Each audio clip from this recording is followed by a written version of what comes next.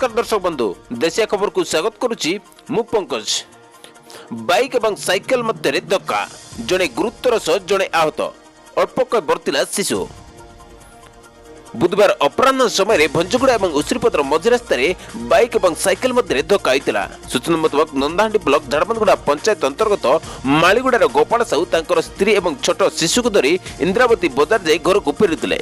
सही समय मध्य फुफुगार कृतिवास पूजारी नामक व्यक्ति नवरंगपुर कुकुड़ा धरी व्यवसाय निमंते घर को जीवा समय हठात उसिरिपद और भंजगुड़ा टर्निंग मध्य भारसाम्य हराई दुई जन दुर्घटनाग्रस्त होते।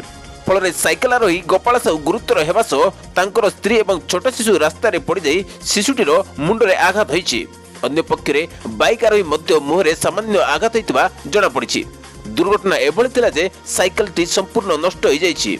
स्थानीय लोके आंबुलेंस को जोगाजोग करिबारु घटनास्थल रे पहुंची निकटस्थ डंगरभेजा मेडिकल को उभय व्यक्ति को निया जाइछि।